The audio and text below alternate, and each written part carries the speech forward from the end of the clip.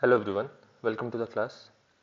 तो आज हम सॉल्यूशन चैप्टर को आगे कंटिन्यू करते हुए जो नेक्स्ट टॉपिक है दैट इज सॉल्युबिलिटी, उसको डिस्कस करेंगे।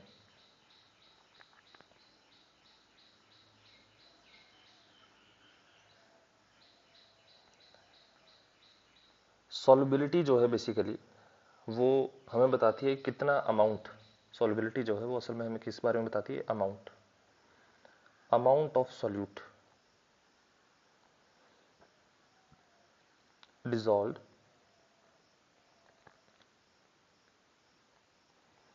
in given amount of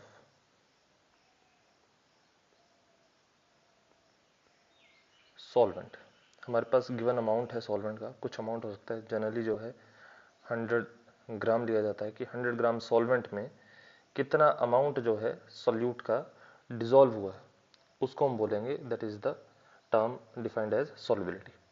और ये जो डिसोल्यूशन है कि कितना अमाउंट डिसॉल्व हुआ, ये एक स्पेसिफिक गिवन टेम्परेचर पे, ये सारी बातें जो है at given temperature and pressure,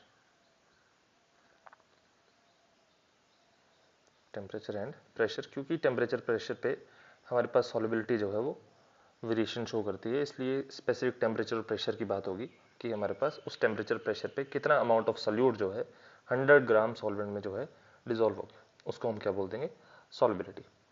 अब जो सॉल्युबिलिटी है हमारे पास बेसिकली वो नंबर ऑफ फैक्टर्स पे डिपेंड करती है। Factors on which solubility depends, वो फैक्टर्स जिनके ऊपर सॉल्युबिलिटी जो है डिपेंड करेगी वो कौन कौन से हैं। सबसे पहले हमारे पास आ जाता है nature of solute and solvent. Solute और सॉल्वेंट जो है उनका क्या नेचर है। सेकंड हमारे पास आ जाता है temperature of the solution, temperature of the solution.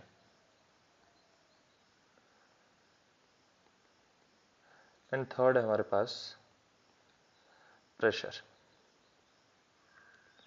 Pressure तभी काम करेगा अगर हमारे पास सॉल्यूट या सॉल्वेंट जो है वो गैसियस स्टेट में, in case of gases only, क्योंकि सॉलिड और यहाँ पे रीजन मेंशन कर दे रहा हूँ because solid and liquid are incompressible, इनकी कंप्रेसिबिलिटी जो है ऑलमोस्ट नेग्लिजिबल है। इसकी वजह से सिर्फ गैसेस के केस में हमारे पास जो प्रेशर है वो काम करेगा। ठीक है जी। नेक्स्ट अब हम स्पेसिफिकली बात कर लेते हैं solubility of solid in a solvent that is liquid in nature. तो बेसिकली हम बात कर रहे हैं solubility of solid in liquid. solubility of a solid in a liquid।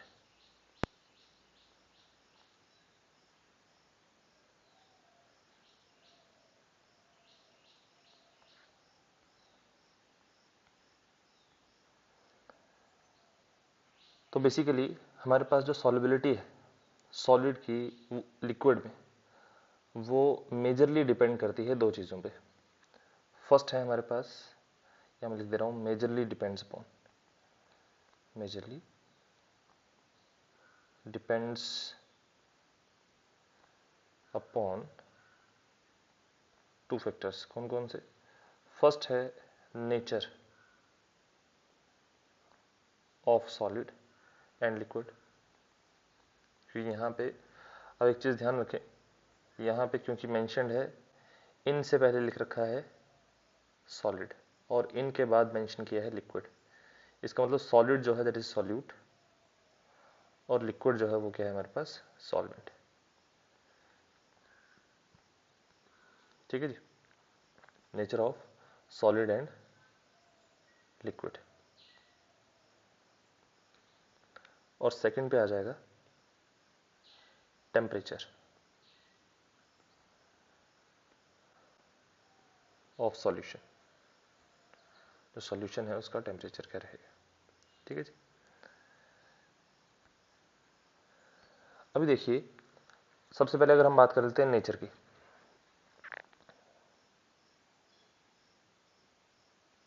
अगर हम बात कर लेते हैं नेचर की, तो जो नेचर ऑफ सॉलिड और सॉल्वेंट, सॉलिड और लिक्विड है, that is solute and solvent, इसमें सबसे जनरलाइज्ड प्रिंसिपल जो काम करता है, जो किसी भी सॉल्युबिलिटी को एक्सप्लेन करने में कैपेबल है, that generalised principle is like dissolve like, like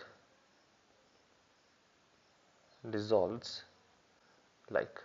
मतलब सॉल्यूट और सॉल्वेंट दोनों का नेचर जो है वो सेम होना चाहिए, तभी वो दोनों आपस में क्या होंगे, सॉल्युबल होंगे। फॉर एग्जाम्पल, जैसे मान लीजिए हमारे पास पोलर सॉल्यूट है, हमारे पास सॉल्यूट ऐसा है जिसमें क्या है, पोलर नेचर है जिसका, वो इजीली डिसॉल्व कर जाएगा, डिसॉल्व्स इन पोलर सॉल्वेंट। वो किस में सॉल्युबल होगा, एक पोलर सॉल्वेंट में। जो पोलर सॉल्यूट है वो पोलर सॉल्वेंट में जो है डिसॉल्व कर जाएगा। उसी तरह से अगर हमारे पास है non polar solute, non polar solute, वो डिसॉल्व करेगा, dissolves in non polar solvent. जो नॉन पोलर सॉल्यूट है वो नॉन पोलर सॉल्वेंट में जो है डिसॉल्व कर जाएगा। ठीक है जी। मतलब दोनों का नेचर जो है वो क्या होना चाहिए, सेम होना चाहिए। ठीक है जी। होपफुली आप यहाँ तक जो है वो बातें समझ पा रहे होंगे। नेक्स्ट हमारे पास जैसे सेम नेचर की वजह से होगा क्या, जैसे पोलर सॉल्यूट और पोलर सॉल्वेंट है, उसकी वजह से क्या होगा, हमारे पास जो इंटरेक्शन है वो सेम हो जाएंगी। उसकी वजह से सॉल्यूट, एक सॉल्यूट दूसरे सॉल्यूट के साथ जैसे इंटरेक्ट कर रहा होगा, उसी तरह से एक सॉल्यूट दूसरे सॉल्वेंट के साथ इंटरेक्ट करेगा। That means this solubility is result of same kind of interactions between components। components क्या है, ये हमने प्रीवियस लेक्चर्स में देखा था। अगर आपने नहीं देखा है तो पहले वो लेक्चर्स देखें, इसी प्लेलिस्ट में जो है मेंशन्ड है। ठीक है जी। तो हमारे पास जो सॉल्युबिलिटी है वो असल में क्या है, it is a result of same kind of interaction in between the components. जो कंपोनेंट्स है उनके इन बिटवीन जो है सेम टाइप ऑफ इंटरेक्शन है। ठीक है जी। पोलर के केस में हो सकता है डाइपोल डाइपोल इंटरेक्शन हो, ठीक, और नॉन पोलर के केस में हो सकता है डिस्पर्जन डिस्पर्जन फोर्सेज हो। ठीक है जी। तो उस वजह से हमारे पास जो है सेम तरह की इंटरेक्शन की वजह से सल्यूट सॉल्वेंट की तरह, सॉल्वेंट के साथ जो है उसी तरह इंटरेक्ट करेगा जैसे एक सल्यूट दूसरे सल्यूट के साथ जो है इंटरेक्ट कर रहा है। ठीक है जी। अब जब हमारे पास सॉलिड सल्यूट जो है उसको हमने डाल दी सॉल्वेंट में, तो कुछ सॉल्यूट जो है डिसॉल्व कर गया, सॉल्यूट जो है उसको हमने ऐड कर दिया सॉल्वेंट में, तो कुछ सॉल्यूट जो है वो डिसॉल्व कर गया, और हमारे पास जो कंसेंट, जो सॉल्यूशन बना, हमारे पास जो सॉल्यूशन बन गया, इसको साइड में लिख लेते हैं। जो हमारे पास सॉल्यूशन बना उसकी कंसंट्रेशन जो है, सॉल्यूशन की कंसंट्रेशन जो है इंक्रीज कर रही है। दैट मीन्स उसमें अमाउंट ऑफ सॉल्यूट जो है इंक्रीज हो रहा है। इसका मतलब हमारे पास जो इक्विलिब्रियम है वो यहाँ पे क्या है, फॉरवर्ड डायरेक्शन में शिफ्ट हो रहा है। जो फॉरवर्ड डायरेक्शन में मतलब सॉल्यूट और सॉल्वेंट जब आपस में मिक्स करेंगे और सॉल्यूशन की फॉर्मेशन करवाएंगे, इस प्रोसेस को हम बोलते हैं dissolution. This process is known as dissolution. इसी तरह से जब हमारे पास, हमने मान लीजिए सॉल्यूट पार्टिकल बड़े ज्यादा ऐड कर दिए, जितने डिजोल्व होने चाहिए थे उससे ज़्यादा हमने सल्यूट पार्टिकल ऐड कर दिए, तो उससे क्या होगा, सल्यूट का अमाउंट बड़ा बढ़ गया और हमारे पास सल्यूट पार्टिकल जो है वो आपस में इंटरेक्ट करना शुरू कर देंगे, उनकी इंटरेक्शन स्ट्रांग हो जाएगी। तो सल्यूट पार्टिकल जो है वो आपस में कोलाइड करेंगे और वो सॉलिडिफाई कर जाएंगे। तो बेसिकली हमारे पास सॉल्यूशन से सल्यूट पार्टिकल जो है वो अलग होना शुरू होगा। तो दैट मीन्स सॉल्यूशन जो है वो वापिस सल्यूट और सॉलिड में टूट रहा है। इस रिवर्स प्रोसेस को हम बोलते हैं क्रिस्टलाइजेशन।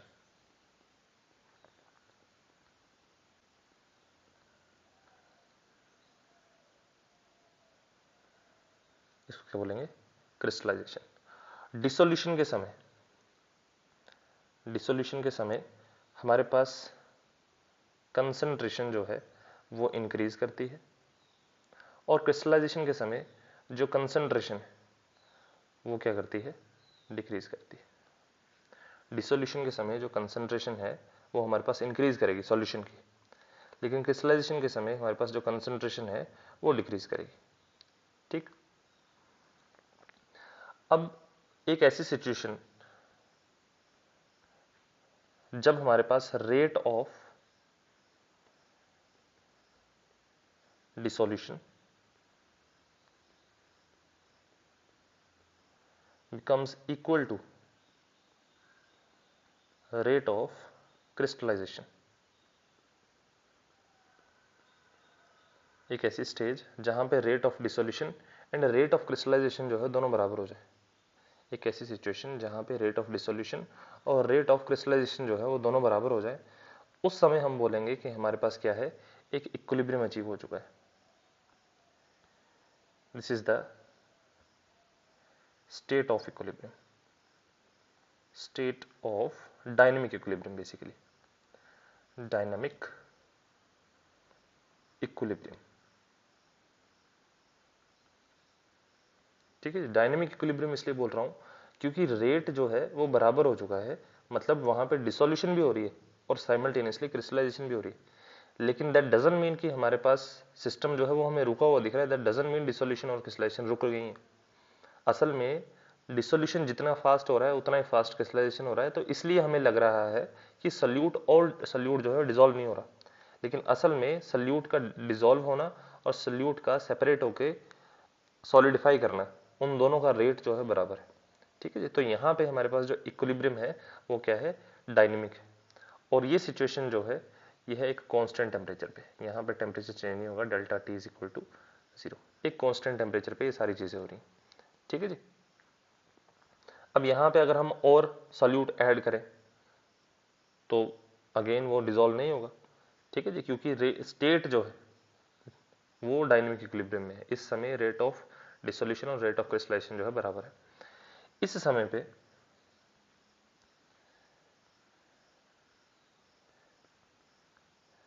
एट दिस पॉइंट, जिस समय और सॉल्यूट जो है डिसॉल्व ना हो, मतलब रेट ऑफ डिसोल्यूशन और रेट ऑफ क्रिस्टलाइजेशन दोनों बराबर हो जाए, at this point solution is known as, this point solution is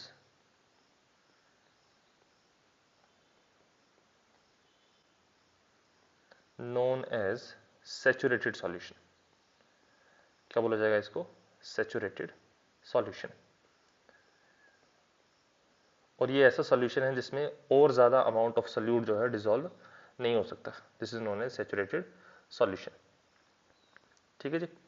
और ये अब अगेन टेम्परेचर कांस्टेंट रहेगा, प्रेशर कांस्टेंट रहेगा, वो कंडीशन सारी यहाँ पे काम कर रही हैं। हमारे पास सैचुरेटेड सॉल्यूशन क्या है, जहाँ पे rate of dissolution rate of crystallization बराबर है और टेम्परेचर प्रेशर जो है वो कांस्टेंट है, वो वेरिएबल नहीं। अगर यहाँ पे if some solute can be dissolved, if some solute can be dissolved without changing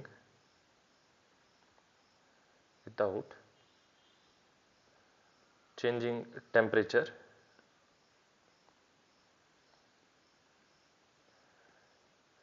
and pressure,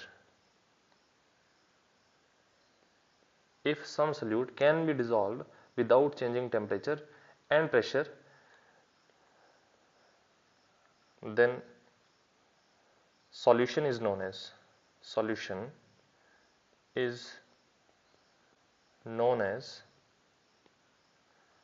unsaturated. जो सॉल्यूशन है उसको क्या बोला जाएगा कि वो क्या है, अनसैचुरेटेड सॉल्यूशन है। ठीक है, क्योंकि उसमें और सॉल्यूट जो है वो ऐड हो सकता है। ठीक है जी। इसके अलावा एक टर्म जो और आपको ध्यान में रखनी है, that is super saturated solution. एक ऐसा सॉल्यूशन जिसमें हमारे पास, जो सैचुरेटेड है बेसिकली, एक ऐसा सॉल्यूशन जिसमें हमारे पास सैचुरेशन आ चुका है, उसमें हमने क्या किया, और सॉल्यूट ऐड कर दिया। हालांकि उसमें डिसॉल्व नहीं होना था, लेकिन हमने और सॉल्यूट ऐड कर दिया सेम टेम्परेचर पे। और कुछ समय बाद, या लेट्स से एक दिन बाद अगर हम उसको ऑब्जर्व करते हैं, तो वहां पे मैक्सिमम चांस है कि कुछ एक्स्ट्रा अमाउंट ऑफ सॉल्यूट हमने ऐड जो किया था, उसका कुछ अमाउंट जो है डिसॉल्व हो चुका होगा। That means now the solution is not saturated but it is a super saturated solution. तो basically solution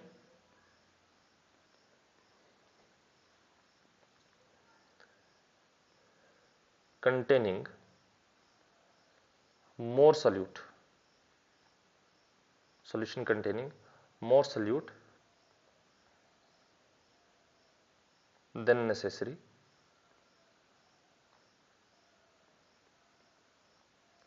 to saturate। Saturate करने के लिए जितना सॉल्यूट रिक्वायर है, उससे ज़्यादा सॉल्यूट जो है हमने ऐड कर दिया एक सॉल्यूशन में at a given temperature, at a given temperature is called super saturated solution. उसको बोलेंगे सुपर सैचुरेटेड सॉल्यूशन। ठीक है जी। इस सॉल्यूशन को हम क्या बोल देंगे, सुपर सैचुरेटेड सॉल्यूशन, जिसमें एक्स्ट्रा अमाउंट ऑफ सॉल्यूट हमने ऐड किया है apart from the amount which is required for the saturation. जितना अमाउंट रिक्वायर्ड था सैचुरेशन के लिए, उसके अलावा हमने और एक्स्ट्रा अमाउंट जो है ऐड कर दिया, तो सॉल्यूशन जो है इट बिकम्स सुपर सैचुरेटेड। ठीक है जी। तो ये सारी बातें थी किसके regarding, nature of solid and liquid. तो बेसिकली नेचर ऑफ सॉल्यूट और सॉल्वेंट के रिगार्डिंग ये सारी बातें थी। अब हम बात कर लेते हैं टेम्परेचर की। सेकेंड पॉइंट है हमारे पास टेम्परेचर। तो बेसिकली हमारे पास कुछ एक्स्ट्रा अमाउंट ऑफ हीट जो है वो रिक्वायर होती है किसी भी बॉन्ड को तोड़ने के लिए, जो असल में एटम्स को साथ में रख के एक मॉलिक्यूल की फॉर्मेशन करवा रहा है। उस केमिकल बॉन्ड को, उस फोर्स ऑफ इंटरेक्शन को तोड़ने के लिए कुछ हीट जो है रिक्वायर्ड है। उसी तरह से जब एक बॉन्ड टूटता है तो वहां पे पॉसिबिलिटी होती है कि न्यू बॉन्ड बनेगा, तभी वो पुराना बॉन्ड टूटा होगा। तो न्यू बॉन्ड बना है, दैट मीन्स वहां पे स्टेबिलिटी आई होगी, और स्टेबिलिटी आई है दैट मीन्स हमारे पास कुछ अमाउंट ऑफ एनर्जी जो है वो रिलीज होगी। तो बेसिकली इसी तरह से डिसोल्यूशन प्रोसेस जो है, जब हम कोई चीज जो है उसको डिसॉल्व करवा रहे हैं, तो वहां पे पॉसिबिलिटी होती है कि रिजल्टेंट हीट जो है वो या तो रिलीज होगी या जो है अब्जॉर्ब होगी। इसका मतलब कि हमारे पास यहां पे बनते हैं दो केस। फर्स्ट केस आ जाता है इफ डिसोल्यूशन, मतलब जब हम सॉल्यूशन बना रहे हैं, सोल्यूट में सॉल्वेंट ऐड किया तो उसको सॉल्यूशन बन रहा है, उसको बोलते हैं dissolution. If dissolution is exothermic, dissolution क्या है, एक्सोथर्मिक है, कुछ अमाउंट ऑफ हीट जो है वो रिलीज हो रही है जब हम सॉल्यूशन बना रहे हैं। ठीक है जी। Then according to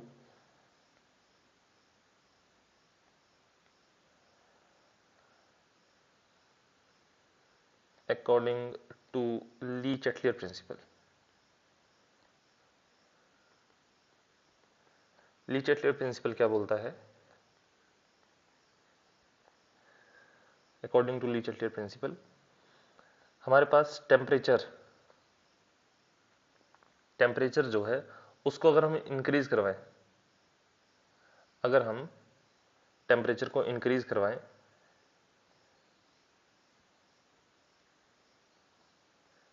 for exothermic process, for exothermic process, then that process should proceed in forward direction, forward direction में वो प्रोसेस जो है प्रोसीड करना चाहिए। अब यहां पे फॉरवर्ड डायरेक्शन का मतलब क्या है, हम बात कर रहे हैं डिसोल्यूशन की, that is temperature increases, dissolution increases, dissolution increases. ठीक है जी। इसी तरह से अगर मैं बात कर लेता हूं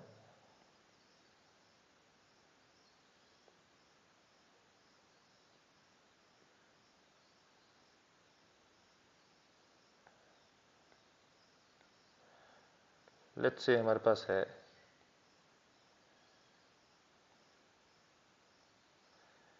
if dissolution is endothermic, dissolution is endothermic, ENDO, endothermic, then according to Lee-Chatelet principle अगर हम टेम्परेचर जो है उसको करवाते हैं decrease,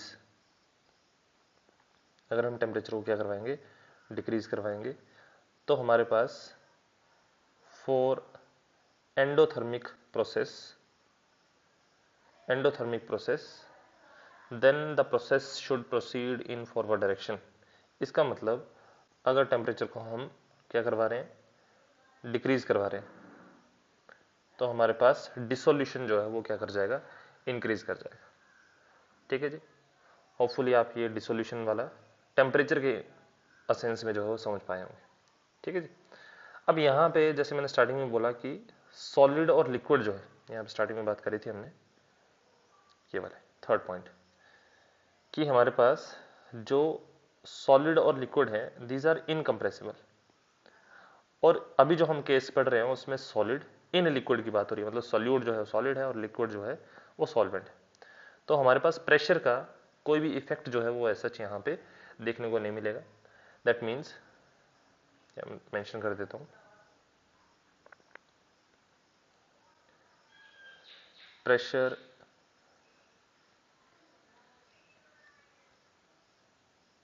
does not have any significant effect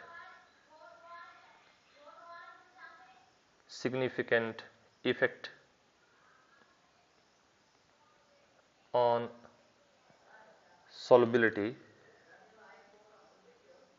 of solid in liquid। ठीक है जी। एज दे आर इनकम्प्रेसिबल, हालांकि ऊपर लिख दिया है एज दे आर इनकम्प्रेसिबल।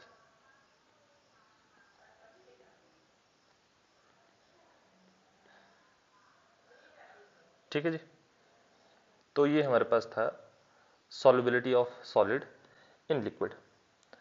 अगर आपसे फैक्टर पूछे जाते हैं इसके केस में कौन कौन से फैक्टर जो हैं वो इफेक्ट करते हैं, तो these are nature of solute and solvent and temperature. Pressure जो है यहाँ पे कंसीडर नहीं किया जाएगा। उसके अलावा अगर मान लीजिए क्वेश्चन है जैसे, हालांकि कुछ जहाँ तक अभी तक हमने जो किया है वहाँ से कुछ खास क्वेश्चन जो है आपको देखने को नहीं मिलते हैं, लेकिन फिर भी हम by the end of the chapter question जो है डिस्कस करेंगे जो पॉसिबल है, आ सकते हैं। ठीक है। जैसे क्वेश्चन बनता है Y NaCl dissolves in water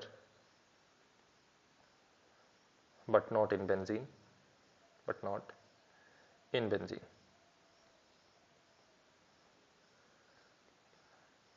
तो होपफुली आप लोग जो है इसका आंसर कर पाएंगे कि NaCl जो है, NaCl क्या है, it is polar in nature.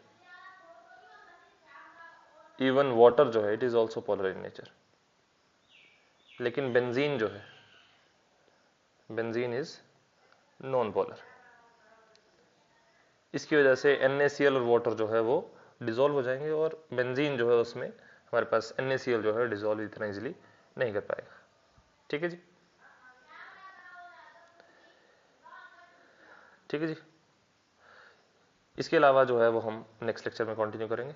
आपके एंड पे कोई डाउट हो तो बताएं, और आप कोई लेक्चर से कोई एक्स्ट्रा आप सीख पा रहे हैं तो डू कंसीडर सब्सक्राइबिंग और liking and sharing the videos.